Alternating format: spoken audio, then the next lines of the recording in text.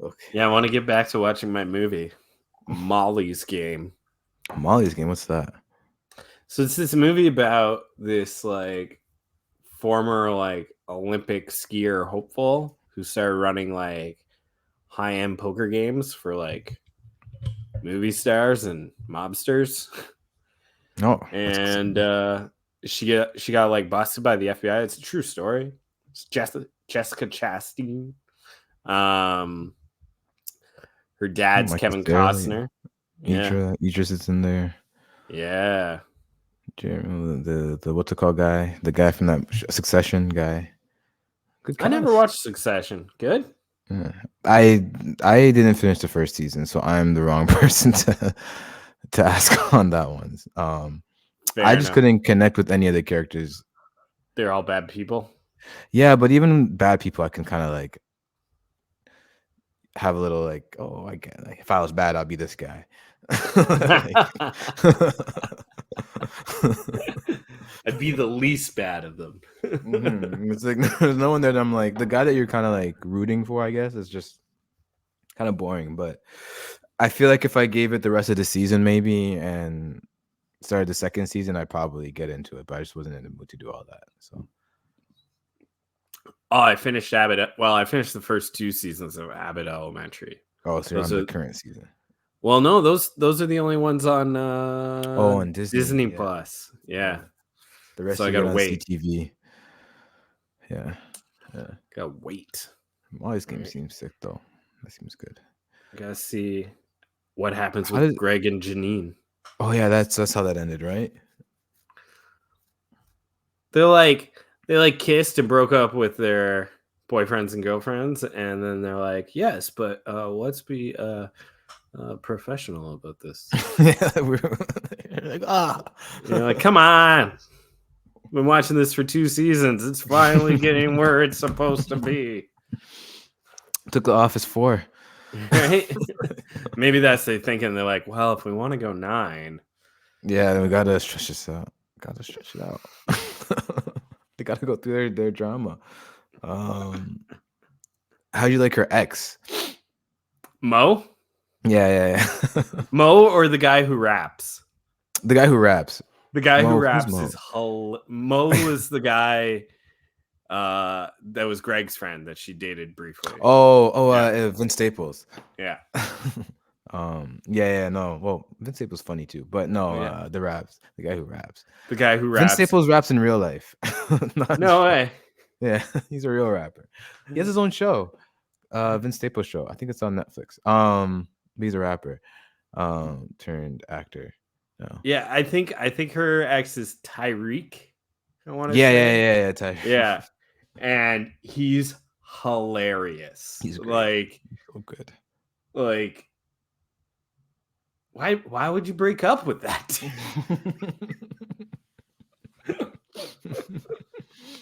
Except for the fact that he's like his whole life falls apart all the time, and It won't be the last. He's a complete mess of a human being, but Yeah, he's a complete mess. But there's something about that I connect he has with. heart. He has heart. He has good heart, and he it's not the last you saw of him, so that's good. Good. They find ways to like. They know he's good. Yeah. So they find ways to write him into like an episode or two. Perfect. Yeah. Let's see. Let me get the last look at these games scores. Oh, they didn't lose by 20, so that's good. Derek White with 38 points though. That's insane. Yeah, that'll be. I don't know which will be more annoying while listening to like the Ringer and the other Boston pundits. Oh yeah, Derek White. The loss of KP. Oh, they're gonna be or the 38-point performance of Derek White. Regardless, it's gonna be insufferable. I hope that like the Heat come back and win this series 3-1 because of no KP. Oh, and then they can just blame it all up. But we didn't have KP. We didn't have Jimmy, Terry, or Duncan. Duncan's playing, Yeah. but his back is really broken. It's Oh actually no. broken. He played Oh 2 minutes today. They're like, no, just don't even forget it. We no. tried. Uh, Oh golly. but yeah, they're gonna be upset about KP, and they can't even blame it on a dirty play on Bam, which is even better. It was Yeah, just he was just running. he's yeah, Just he's like, I got the ball. Check out this drive. Oh god. running. Oh my legs. There goes my leg. I've felt Safe to this say before. we won't keep this part in the podcast. That's for sure. The slander part. Or maybe we should. I don't know. All right, I think I got it down. We I got mean, to the playoffs. all your Miami listeners will love it. Oh, they'll be chumming it up. New York, Uh, Philly, Bucks, although, yeah, Clips. get better, KP. Don't want to see anyone get hurt. You are right. Yeah. Want to Just see you like get lose them. better, Jimmy and Duncan and Scary Terry. This guy, he was on the plan and he has a bad neck ever since. I don't know what the heat doctors are doing to these guys. Just why didn't they woke up with a bad neck? It's been like terrible. They need a new plane. You gotta pay up. That's when you blame the owners, right? That's what I'm told. OKC Wolves, KD Suns, East moves. All right, I think I'm organized in my brain. I think we're there. Well, at least one of us is. this should be an interesting one. We shall see. How do I start? I really wish I could play the music. Maybe I'll try it again. No, I don't want to re-record. It was just one time it didn't work properly. All the other times it was fine. Yeah, let's not do it. All right. Welcome to the NBA podcast presented by the NBA podcast. It's not the NBA podcast. It's the NBA Hangout. Try it one more time. That's why we need the music. Does it? Welcome to the it informs us. It tells me what's going on. Welcome to the NBA Hangout presented by Playbook Sports. I'm your host Brandon. With me, as always, is Dave. Dave, how are you? Aces, Brandon. How are you? I'm just great. Like these playoffs, and we have a lot to talk about. Even with the 1 week, narratives have started to form. There's been some stuff going on with New York and Philly. Bucks kind of imploding a little bit. Clips and Mavs going a little further than we thought after Kawhi's health news. And then, of course, changing of the guards with OKC and Wolves dominating their series. And lots of questions for the Suns after they get swept. So how was your week in the NBA world? Yeah, it was good. We're beginning to get some clarity in the NBA playoffs with when you make your bracket. And then we spoke last week after most teams had played one game. Some teams had played 2 games. Yeah. And it was like, oh, I don't know. It didn't go exactly like my bracket. And now that we're getting some length into it, it's beginning to make more sense. And then on the other side, when your team's not in the playoffs, you kind of switch immediately to yeah, but what will we do this offseason? So in the world of Raptors land, it's been a lot of who can we sign and who can we draft? So because there's not much else to talk about for the Raptors. Yeah. Future planning is always a thing. And, we'll get into some of that future planning in this episode too, because I think when we look at the East especially, there's a lot of moves that can be made in the offseason once that comes for some of these teams, with just how open this conference seems to be compared to the West. So we'll get into all of that. But first, I think we should start with Philly and New York, because they had a pretty hectic series. People flying all over the place. Some might say Embiid flopping all over the place. Brunson scoring 47, Embiid scoring 50. A little bit of a back to forth, but as we see it now, New York has a 3-1 lead, looking to advance. What are your thoughts on the series so far? This is one of those ones that I think is playing out the way we kind of thought it would. I think that New York is a better team, a more complete team. It's a shame they don't have Julius Randle. It would be nice to Yeah. see New York at full strength. We got to see it so briefly after the OG Anunoby trade, and they were looking really good. And then on the other side, like Philly, I'm just wondering if the process experiment is coming to an end. Can Joel Embiid and the 76ers win a championship together? Or do they need a divorce for each of them to go on to win championships? Yeah, that's a extremely tough one, and I could kind of see the path to where if you're Philly, you might have seen this Joel Embiid experiment run its course with just the countless early exits. Like he hasn't gone past the second round. I don't think they haven't gone to a conference finals as yet as a pair, Philly and Embiid. It seems to be he always runs out of gas by the time he come playoff time. Maybe this year's a little bit of unfair because he was injured going into playoffs this year. Like he was coming back from injury and just never really got to get his legs under him. But even with that, he's still able to put down a 50-point game and show up in moments when you need him to. But it's just his impact come the playoff time feels a little muted in these settings, even though if himself is such a dynamic player. And even with Maxi emerging, maybe you lean more into what Maxi can do, and you're just looking for players like that. But I think at this point in their marriage, they're going to try again. They're going to try again. But I think the clock on Embiid's really starting to tick, and we see with that knee how it's going with him, and I don't think it's going to be much more positive as the years go on with his size and just lower body injuries in general. So I think it's a tough one for sure. Tough one to swallow if you're Philly. What you do next is really intriguing, I think, as is with many of these teams in the East. Well, like we look at the Dallas Clippers series, and to me, both of those teams lack strong big men. And if I'm either of those teams, like if I could get a guy like Joel Embiid on my team, I suddenly make sense. Whoever comes out of that series may not go that far because their teams are imbalanced and they show that they're missing something. And the Clippers wing heavy, right? They got great wings. Mm-hmm. Dallas guard heavy. They got great guards. Both teams need bigs. They need somebody in the center to like do the dirty work when the game slows down.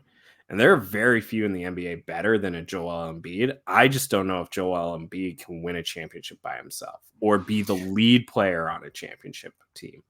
And I think the best It's version we saw with Embiid is with Jimmy Butler when Jimmy Butler was there, right? Like you had that guy who kind of exactly. presents that Yeah. number one uh, to him. He's like more of that number one, more of that leader, more of that playmaker that can kind of set Joel in his place. And I think you're onto something when it comes to that. His running mates haven't really been that. You could argue James Harden at times, but it was like a declining James Harden, so it's not that same effect that you're getting. Not that same playmaker. Tyrese Maxey's younger and he's still more of that combo guard and he's still learning to be a star. Like he is very good. He's had a very good series. I don't want to diminish anything that he's been doing this series has been Most incredible for improved. some most improved player, and he showed why during this series, like he could really command an offense. But just when you look around stuff around them, like I think the biggest fall of this team is what they have to do with Tobias Harris. I think before they figure out what they're going to do with Embiid, I think the Tobias question is when they have to answer because they paid him a lot of money to be kind of like your third star in this build. Even when Harden was there, he was more expected to be that third star before Maxey was, and then Maxey kind of just eclipsed him on that pecking order. But I think what happens with Tobias, you have to give a chance of moving him and trying to allocate that money to more depth on your team and more of a complete roster to give yourself at least one more chance before you make that ultimate call on if it's time to end the Embiid era. That's fair. It's just more exciting if it happens right away. Yeah. Right. Of course. We want the stars to move. How many more years does Tobias have, or is he a free agent this summer? He has a couple more years left. Yeah. I could pull that up, but I think it's not too many. As I look at it, Because I know that he's been one that they've been looking to move, and I think that let's see how many more years. He signed until 22, 23, 24, 24, 25. He is a free agent. So he's a free agent. He's a free agent this So summer. it's whether or not they want to resign him and try to get something for him or not. So that's Yeah. kind of interesting because now power to Tobias, but like I don't think he's quite worth the money that he's being paid. But I think he's a good player in that like he's a good power forward. He's a good veteran presence for a young team and young like smaller front courts. Like I think of an OKC, I think of San Antonio with Chet and Wemby. Like neither of those two guys are bigger guys, but Tobias is a pretty big, sturdy guy, and like he might be a really nice complementary player to those centers. Um, because I was thinking like if Zion was still healthy, how would this OKC Pelican series be going? Because I don't know if they've really got a stopper, the OKC Thunder, for Zion Williamson, for Right. a power forward who weighs 260 pounds, just flying at the net all the time. Like Chet's been awesome, but does he want to stand in front of that constantly? I don't know if he does. Yeah, and we saw him like struggle a little bit with Valanciunas early on in the series. Like that type of weight and pressure on him can make him bend. He's like you say, he's a slim guy. And it's up to him to adapt, and that's probably one of the things that's going to be maybe not false. One of the things that's going to be tested this playoff run with OKC is like what happens when they run into like if they could get to a Jokic. Mm-hmm. How they kind of handle that. Like you say, the bigs on the Mavs aren't going to really cause them trouble in that sense because they're more just vertical spacers. They're gonna come off like pick and roll, and they're not gonna be like a hub and like break you down in the post. They're just like screen and roll guys who can get open in space and make a 1-2 read in the short roll, but nothing too crazy. And they're gonna be able to block a shot on the other end. They're good rim protectors, but they're not like a hub like you would say like a even a Sabonis or someone of that ilk, like even of Vucevic, who can just play as a hub from the center position. None of those guys Yep. are really like that. So yeah, that'll be interesting. How Philly reallocates that money certainly will be interesting.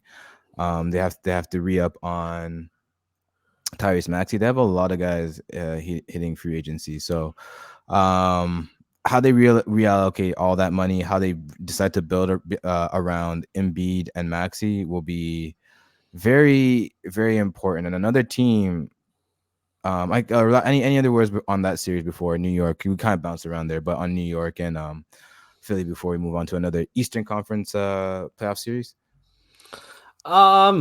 It would just be good if New York could finish them off early and get some rest. That's a team that's I played think that hard all would. year, and I still think OG would like to put some ice on his elbow because he's got some heavy lifting to do in the next round. Mm-hmm. And that next round would be the winner of the Bucks and Pacers series, which it looks to be at this moment. Indiana's up 3-1. Bucks have virtually everybody injured now. Giannis is out. Dame is out. Middleton went down later in that game, their last game there, and Pacers were able to pull ahead and claim a 3-1 lead. So it's indicating that this should be a Pacers series win, which I mean you had that you had that predicted. You had Pacers going far here, and you're nervous after that first game, but they turn things around. A little injury doesn't help. A little injury luck doesn't help. But they were playing better before the injury happened too. Like they did win the game with Dame there still, and they were turning around. We talked about like their pace. I felt like their pace got back up a bit. Tyrese was able to do more of Tyrese things. So moving on into that second round, how do you feel about the Indiana Pacers so far in this playoffs? I feel really good. They're moving the ball a lot. Like last week I was talking about Pascal. Like his stat line was good, but he's always much more impressive when his assist totals are up, and his assist totals since game one have been up. Like they're in the 6s and the 7s. So even though he's getting 30 plus in some of those games, he's still getting 6 assists, which means that he's playing in the flow of the offense, and he's not just being a ball stopper. Because when he plays in the flow of the offense is moving well. Pascal's at his best. And that's a really nice compliment to a Tyrese Halliburton. So I'm very happy to see it. I just kind of thought, when I filled out my bracket, I just kind of thought somebody's gonna have a Cinderella story. Somebody's gonna, be the darlings of this playoffs. And the West just seemed too predictable. Although Timberwolves are making things interesting. OKC's making things interesting over there. Mhm. I I think the still second kind round of, is gonna be really exciting for that side. yeah, Yeah. still kind of think the Nuggets are like the team, but we will see. We will see what Yeah. happens in the West. And we talk about lots of injuries. Jamal having game being a little dinged up too. Like we always got to watch Mm. that with him because we know he's prone to get hurt at this stage of his career. So monitoring that, of course, but staying on the Pacers and the Bucks. Yeah, I think what we see though is the importance of a guy of like Pascal Siakam and why they kind of moved all those chips in to get someone like him. And I think the next series, if they can make it to face the New York Knicks, him versus OG Anunoby, I think is a fun little matchup there. Former teammates. Now they're gonna have to go against each other, and I think that's the guy who's gonna have to lock him down. So OG's gonna be the guy that's gonna have to lock down Pascal and kind of slow him down. So that'll be interesting to watch and definitely something to keep an eye on. In general, yeah, Well, I'm just wondering how much they went against each other in practice, and if OG yeah. can handle the spin moves of Oh, Pascal Siakam. so many spin moves. And on the other side, we have the Bucks, looking like they're gonna bow out here, with all their injuries, as we mentioned. Um, what do you make for their future? Because they're kind of in a tight position too. Like going in for Dame as they did, they kind of sacrificed their depth. What do you make of the Milwaukee Bucks and what they should be planning for in this offseason? Well, I think when it comes to the Bucks, a lot of it will be spoken about will be health, and I think that's going to buy them another year. They're going to be like, well, nobody was healthy. If we can just get healthy, it'll work out. And the nice thing is when you have your stars in place, you can work around the edges. You can get some guys with your mid-level exemption. You can, I don't know if the Bucks have draft picks this year, but you can draft somebody. You have a clear understanding of what you need from your role players, and you can go shopping for that. So I think the Bucks might be best suited to actually lose this series.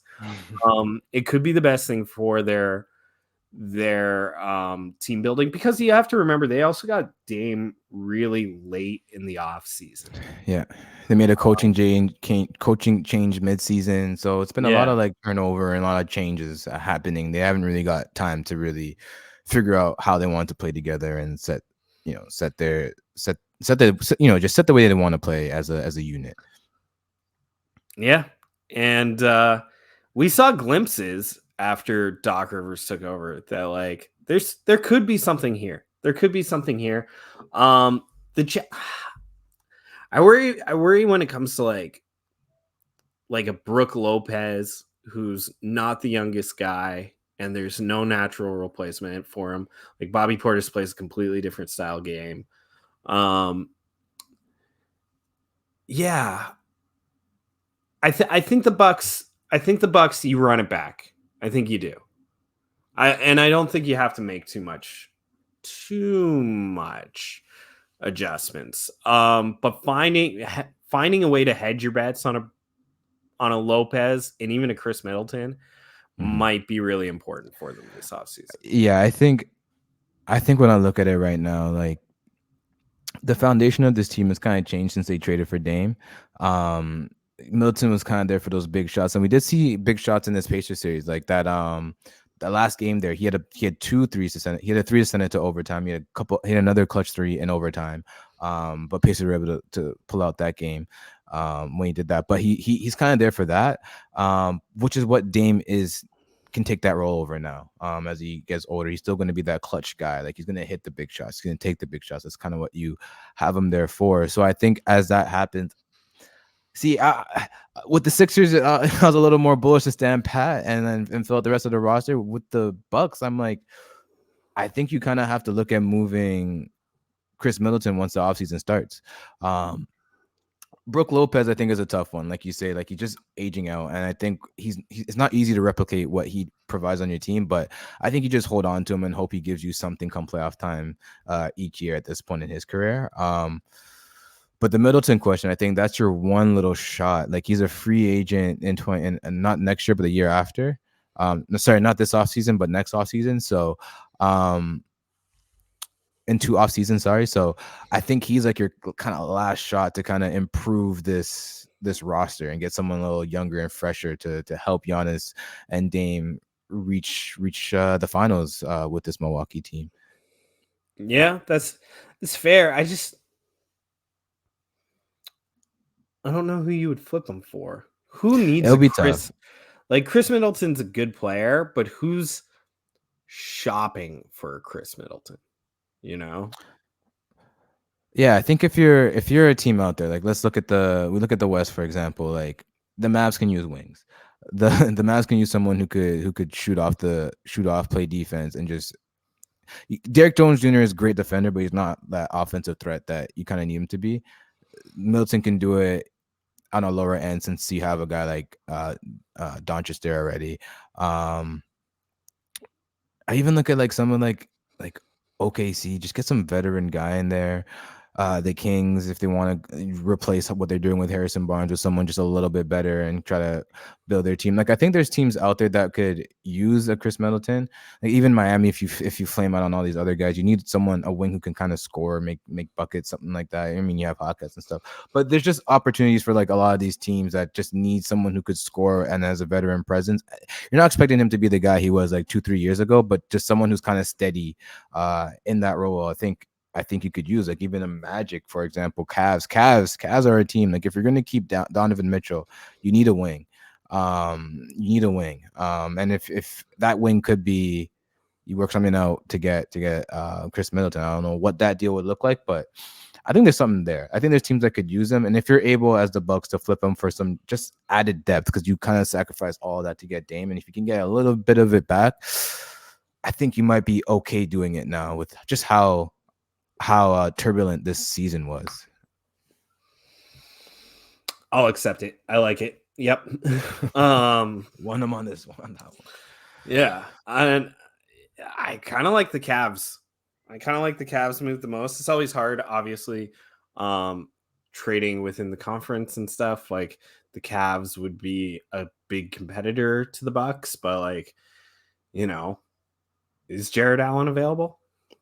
Can something happen? Can you build this up to be a big kind of blockbuster between these teams? You know, does Brooke Lopez go in this? And it's like Brooke and Chris for Jared Allen and maybe something. And then Cleveland has balance in their team, and you know, then the Bucks get a little bit younger, hedge their bet at center. They have a really athletic front court at that point. You know, and can they find a wing? Right. Yeah. Then they're looking for the wing again. But then you figure out everything else. Then you kind of get that scoring from like Giannis is your wing. Like Giannis can do so much from perimeter and all that type of stuff. So when you have a talent like Giannis, I think it makes it a little easier to fit around. But yeah, definitely lots of stuff there with the Bucks. Like they got some stuff they got to figure out. I will give them the coaching change too. Like that is a tough thing to do in the middle of the season. It didn't really work out, so I think they need more time to let Doc Rivers implement the systems that he wants to implement over a training camp. I think that's important for them, and we'll see how that goes for them. And then we touched a bit about the I think we're good on the East there because Magic and Cavs, they look like they're going the distance.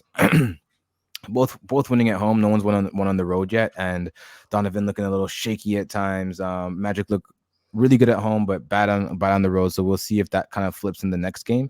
Celtics and Heat, just to touch on it quickly, that looks like it's over. Heat had one little fun win in Boston to spoil their little sweep, but I think they're going to get the gentleman's one now with them heading back to Boston with a 3-1 lead. Anything on those two series before we move on to the West? Franz Wagner is awesome, and I'm still just rooting for the Heat because Maybe I'm a disgruntled Raptors fan, but I just don't like Boston. I don't think many of us like Boston.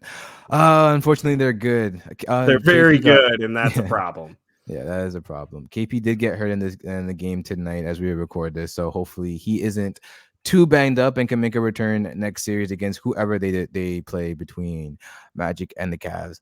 But moving on to the West, I think we've seen a little bit of a changing of the guards going on over there. We had OKC versus the Pelicans, but first I'd like to talk about the Wolves versus the Suns because that one has some sparks flying, and it was a sweep Sweep. of the super team, quote unquote super team Suns. So how is watching that unfold go for you?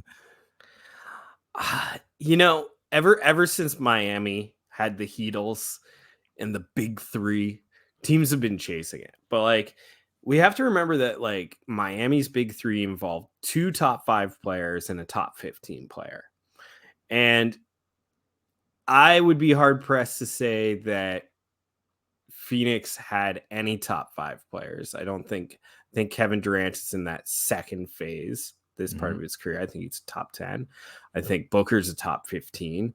And Brad Beal is tough to say. Like, is he even a top 30 player? He's a top 30 scorer when he gets the ball and has usage, but like on a team with Durant and Booker, like how much usage does Beal even get? And then you spent all your money and all your assets putting those 3 together. They had no supporting cast. It was like there's enough there to win a bunch of regular season games. Yeah, talent's gonna But get you that through the season. yeah, but you know, they never matched up well against the Timberwolves. I don't even know if they wanted it as much as the Timberwolves. And just like I was slandering Embiid a little bit, I'm gonna slander Kevin Durant a little bit. Is Kevin Durant a true number one? Is he a true number one? A guy who really pulls your team forward? Because, and this is the worst, the worst thing said about Durant, but like he won his championships as a number 2 to Steph Curry. Right? As much as Durant will go down as one of the greatest players to ever play this game, when it came to winning, he needed other people's help. Yeah, and I think it's a tough one there with the Suns. Like on the KD front, like I think he's not that guy to really lead your team anymore. Like I think But was there he could be ever? questions. Yeah, I was gonna say there could be questions if he was ever the guy to lead a team, but especially a team like this.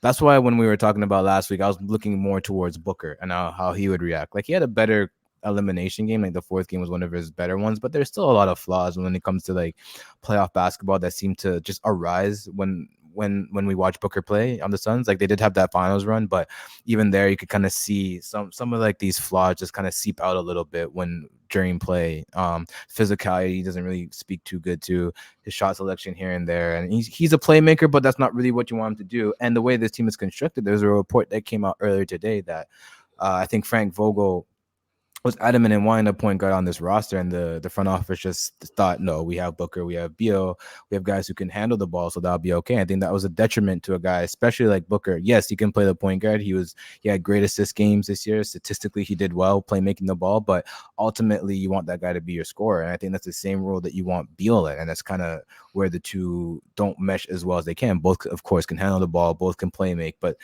do you really want those guys being your lead playmaker? I don't think so at this stage of the career. So I think with KD, yeah, it's tough. I don't think that's the guy he should have been. The front office kind of put him in this position. He kind of put himself in this position, requesting to go to Phoenix and them sacrificing so much to get him.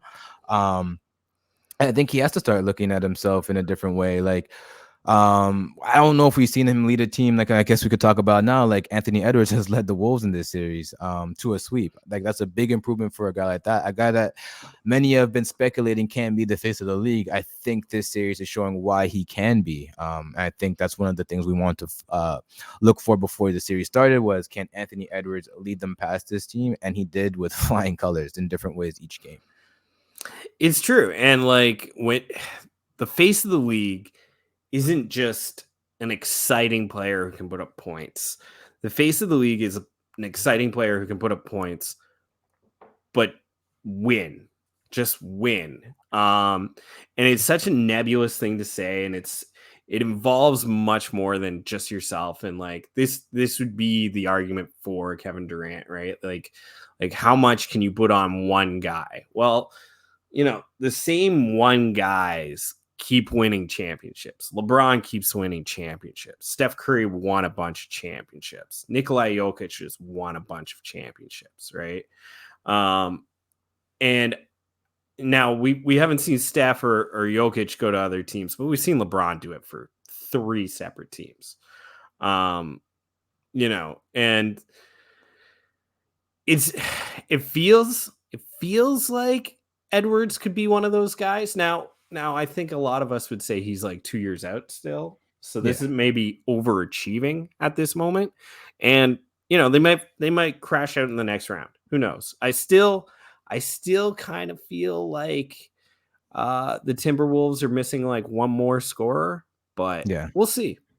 Yeah, I think the offense, like Jaden McDaniels had a game there where he popped up. Karl Anthony Towns had a game where he shot well, so you can get it in spurts. But I think a consistent third scorer would be tremendous for this team. But they don't have that right now, so they got to work with what they got. I think they've worked well with what they got. Next series, you're looking at them playing the Nuggets.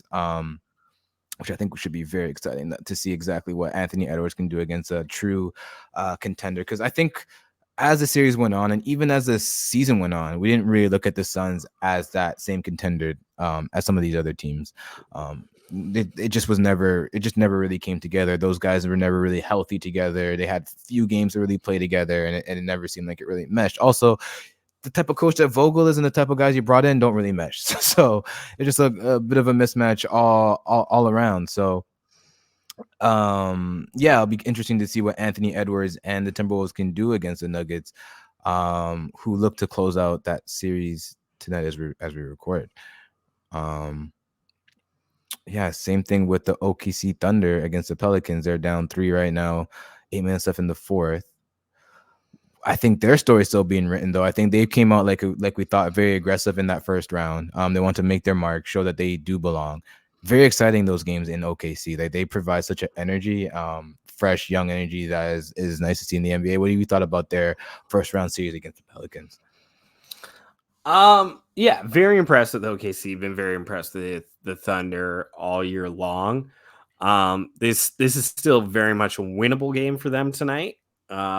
As you say, as we record, the games are going on. So they could still pull this thing off. I'm looking at a tie game actually at the moment. Yes, now it's tied. So as I said earlier in the show, though, like I do wonder what this series would have looked like with a healthy Zion. I think he would have been a matchup nightmare for the Thunder. So I don't think I certainly wouldn't rest on my laurels this offseason if I was the Thunder. I think there's room to improve, which it might be scary to think about.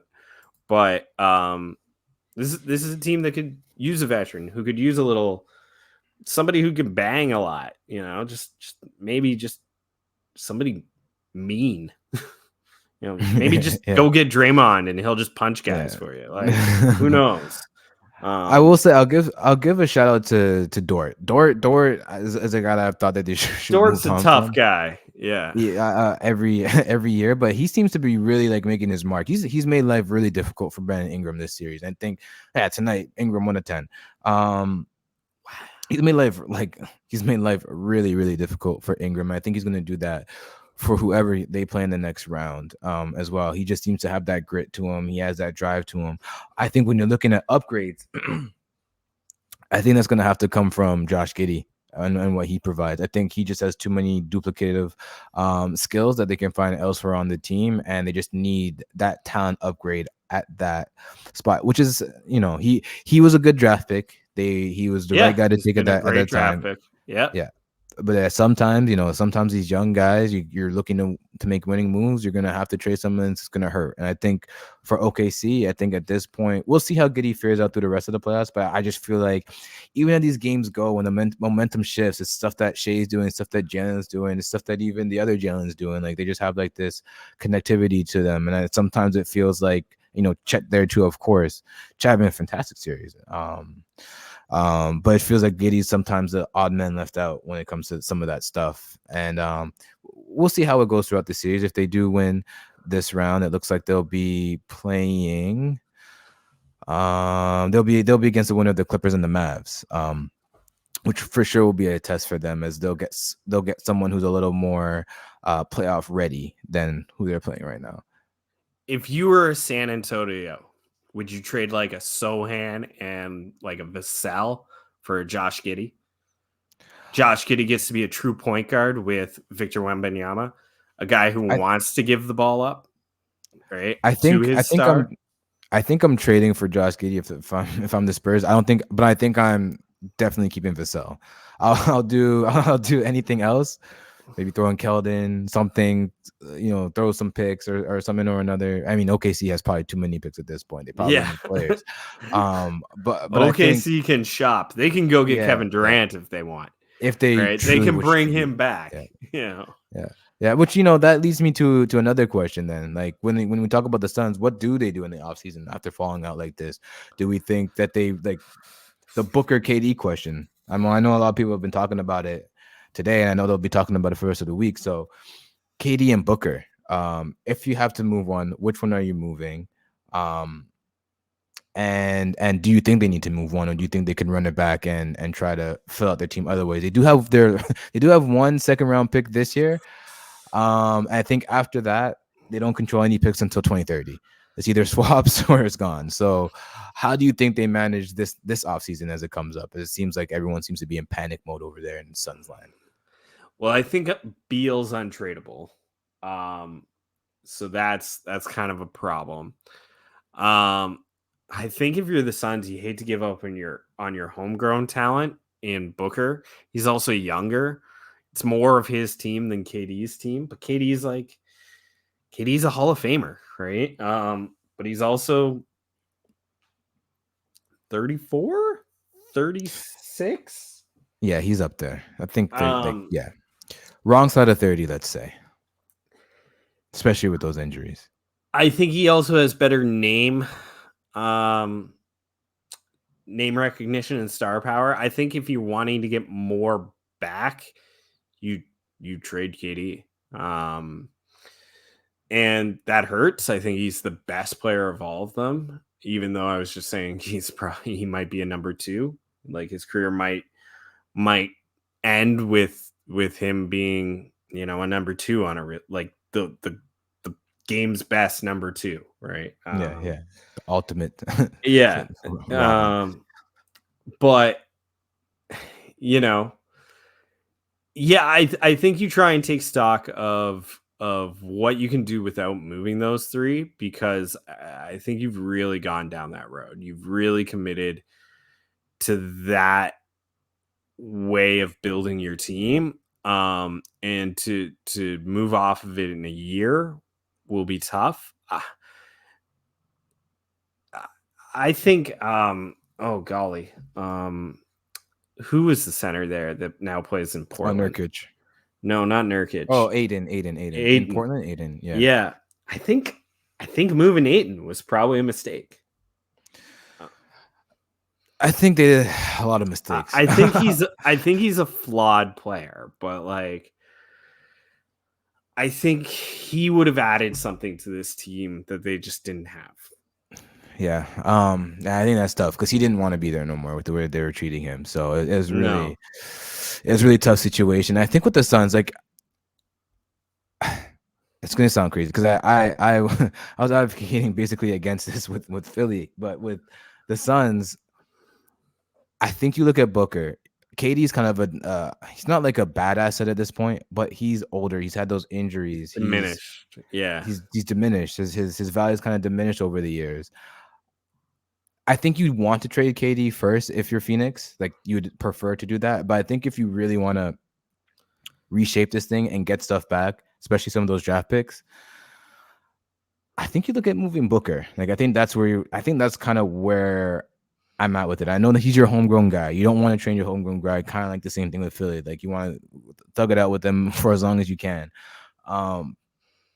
But but I feel like just a hole that they dug themselves in. Like Beal is going to control wherever he wants to go, if anyone will ever take him, because he has that no trade clause. Like he's kind of sunk in whatever value he had with that because of that contract. KD is a little diminished with he's still a great player, still one of the top scorers in the NBA, still great, but as an asset, I don't really like talking about players in like that term, but like as something that you're going to get back value for. But I don't think he's what you're going to get the most out of. I think Booker, he's still younger. He's still showing playmaking. He's shown the ability to get to the finals. He's shown scoring. He's shown improvements on the defensive end.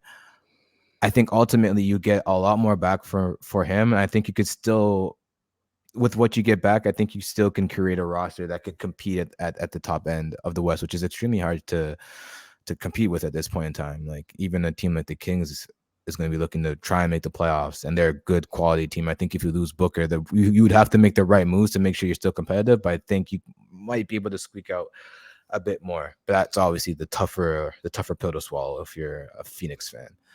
Can you get a Joel Embiid for a Devin Booker? Jeez. Can you just do that swap? I don't know. I don't know. That would Maxey and Booker. That could be really fun.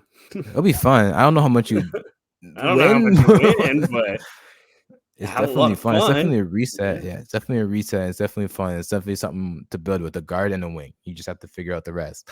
Embiid and KD, like that's a lot of fun.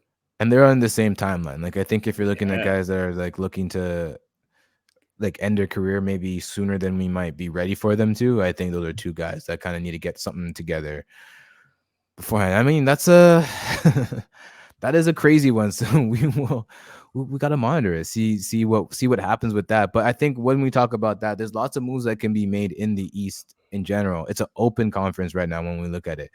So just looking at some of those teams, who do you think going into this offseason needs to be the most aggressive? Because I think the West is kind of set.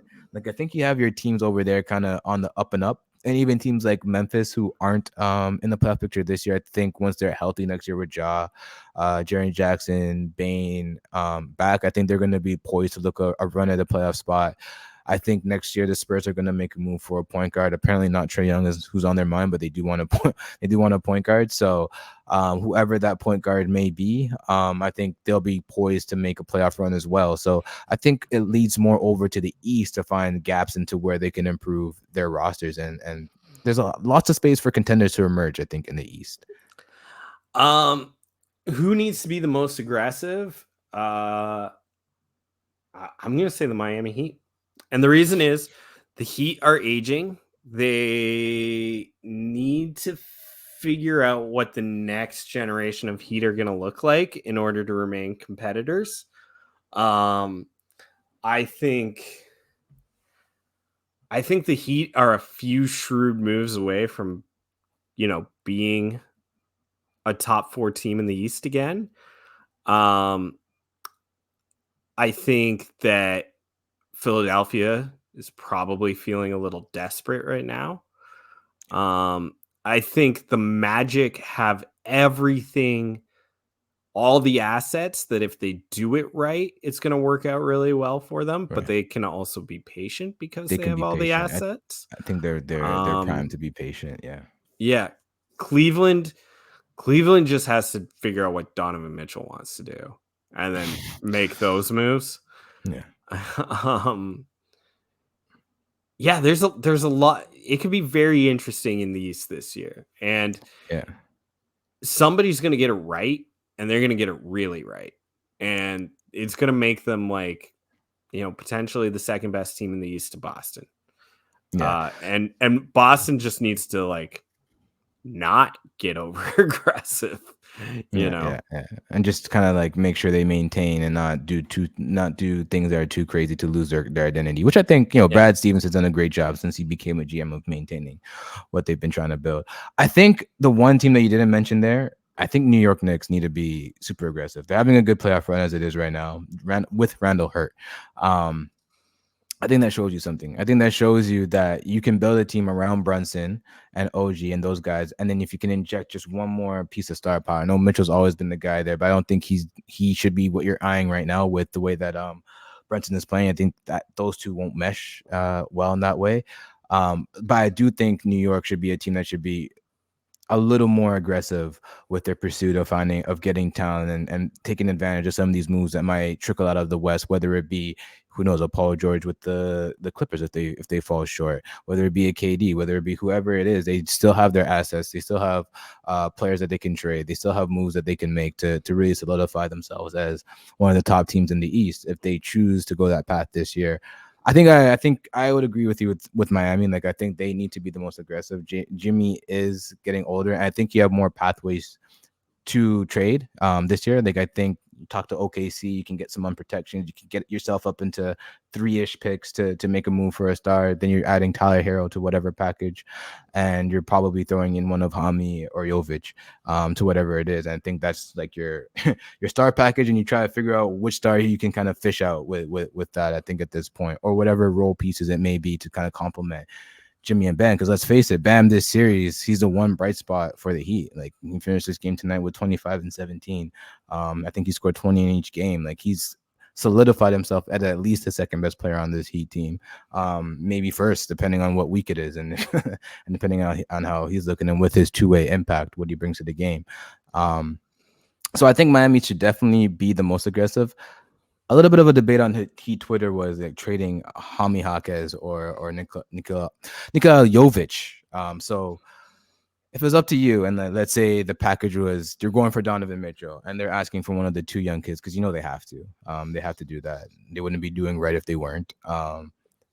Which one of the two are you willing to part with first? I would part with Jovic. I have a really high opinion of Jaquez. Like, I think he's one of these guys. Like, I just have a really high opinion of basketball players who have high basketball IQ and can do a lot of things on the court. And to me, that's Jaime Jaquez. Jaquez. And I think you can fit him into so many roles in your starting lineup, or even have him as an elite six man. I would be trying to hold on to him. Every team's going to ask for him, though, and that should tell you something. If every team's asking for a kid, it's because he's good, and a lot of teams can see him playing a role on their team. Yeah, and I think I kind of agree with you there. Like, a lot of people who follow the Heat right now, they really like Jovic. They fell in love with just the ability of being like a stretch four who can play make. And his defensively, he's gone really good on the defensive end. But I think something just speaks to me with Jaime Jaquez, with those wing players who are able to do so many things, play make, get to the basket, his willingness to get to the basket at this age. I mean, he's an older rookie, but he's still young in the NBA. I think those things are important, the way he can defend wing players, because that's one of the positions that are hard to defend. And when you find someone who shows potential in that, I think that's important. The one flaw I see with him is his catch and shoot is okay. It's inconsistent as it's going to be, but the one flaw I see is his pull-up game. I think that's the one thing you're really looking for him to improve. And if he improves that, then he's like a Gordon Hayward type player. And I think that's very valuable. Nikola Jovic, great talent, more raw. This is more of a win now team. Jovic has, like I said, he's probably my most improved for the Heat this year. Like, where he was to start the year and where he is now is a tremendous improvement. But if Cavs are saying, look, just to get this deal down, we want Nikola Jovic, you have to pull the trigger on that. Like, with how old Jimmy is at this point in time. He's coming off an MCL injury now. We don't know what type of score he's going to be when he comes back. Bam's emerging. Bam's entering his prime. You need to find a running mate that's around his age. Donovan Mitchell is that. You're not going to find too many more opportunities. So if Donovan Mitchell does break free, or any of these like scoring wing guard guys break free, I think you have to go for it. And Jovic shouldn't stop you.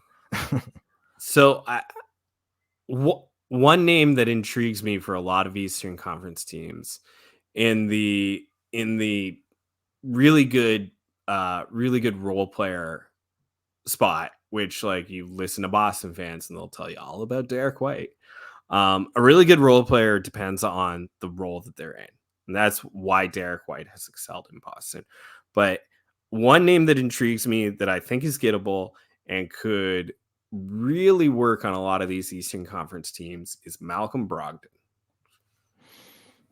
I think you've got a jumbo size guard who can defend, who can play make, who's very unselfish, and in the right role, could look good on a lot of these different teams.